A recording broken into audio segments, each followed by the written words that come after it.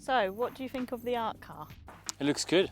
I like it. I mean, you know, it's very, actually very complicated to design a car, even though it looks easy on the paper, but then when you start doing it, it's very difficult. So I like to see different type of art, and Le Mans 24 Hours, sometimes you see someone's different, and that one, I really like it. It's a very cool design. It is, isn't it? Stands out. I think that's the best thing about it.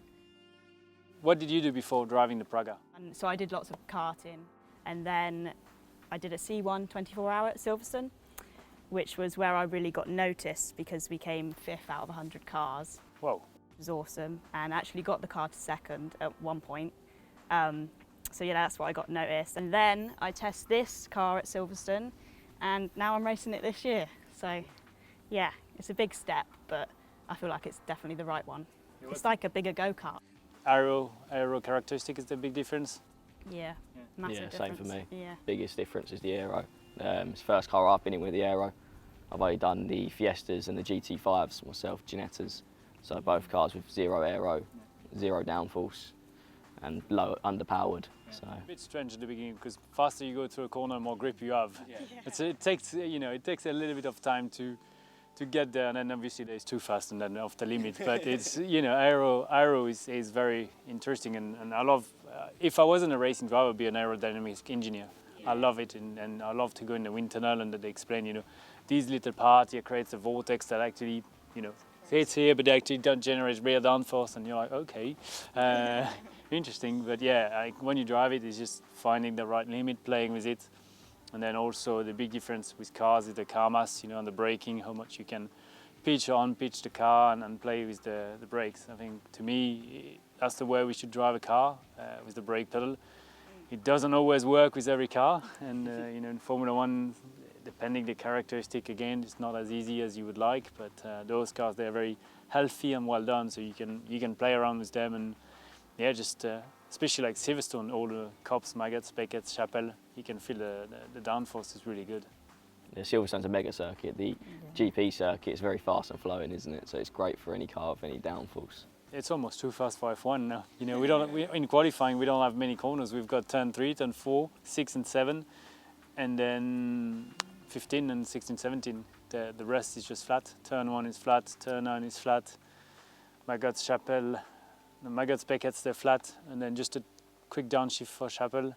Stowe, there's almost no brake. It's crazy. Just the tire scrub, you downshift 2 gears, do it in 6 gear at 250 or something like that. So it's crazy, you know. Yeah, it's very, very quick. So Roman, is there any tips you could give me? Obviously the aero part is very important, and finding the right place where the car is happy, and also with your feeling. I think that's really important. Getting the best feeling in the car and being confident that it's going to do what you really expect it to do, and then also playing a little bit with the car mass. They're very light cars, which is awesome for racing. You know, this is the best feeling you can have through the corners. It just like a big go-kart, but just better. But yeah, it's just you know, get into the car and try different setups and see the one you really like. Even though we all drive the same cars and you know, understand the basis of driving, we always have different feelings, and something you may feel very comfortable and you may be very happy with. Maybe your teammates says, oh, this is far too oversteer for me in high speed. Yeah. But because maybe just the way you enter the corner, it just feels great, you know. Yeah, exactly. And we have that to Formula One with Kevin Magnussen. Sometimes in the corner says the car is far too oversteer in high speed and so on, and I'm like, this is perfect. But just, you know, we just have a tiny difference of the way you enter and the way you kind of feel the rear and so on. So it's all about feeling, to be fair. You feel everything, don't you? And it needs to be spot on for both. For us, it needs to be drivable for both of us, doesn't it? Where it's the endurance. Well, I think we're 100%. quite good at having the same car together. We both like the car set up reasonably same, yeah. So we get a good balance for us both. More and more, I enjoy the team racing. I did Le Mans 24 Hours once, and it's a great experience. You've got to share with your teammates, and you have to rely on the other one to carry the job that you've started, or when you give this thing, really, he's like, come on, you know, keep going and so on. But yeah, obviously it's just finding the best compromise for everyone. That's why it's important also to have the car that is not too picky.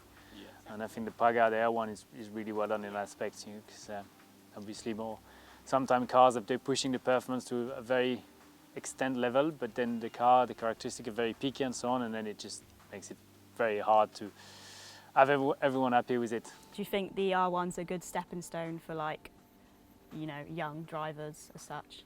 Yeah, To get into faster cars and everything. Power ratio is there. You've got the aero. You know, it's a good racing car, and I think it's a very good step into fastest cars. You know, and I mean nowadays we can see in the Mans, the LMP2, they're going super fast. So, you know, you need to have cars like the R1 to get used to the speed and the aerodynamic and so on, and then move on to faster ones. But I think it's a great car. It's just, you know, it's just good to drive. Le Mans is probably the best race I've competed in. Oh, really? Yes, it's such a crazy atmosphere over a week. You know, I remember doing it, and by Thursday night, so qualifying 2, I was cooked, and we haven't even started the race. You know, you go to the Mans, you do the weighing, and then we've got the first practice. You need to learn the track. I was in a GT1 car, so there's LMP cars coming flat out around you, and then you do the night, the first quali, and then the weather is never quite sure. You don't know which lap is going to be a good one with traffic, and then you go into the race. And I remember seeing the barbecues and smelling the sausage on the Mulsanne Straight. Lovely. And actually we retired sadly at 3 a.m. The first thing I went to the Dunlop corner and had a beer there, and I was watching the guys, and I was like, yes, this is Le Mans. Oh, wow. So I'll go back one day. Yeah. Maybe we'll race together. Yeah, maybe one one day. Yeah, Hopefully, that'd be great. that would be awesome.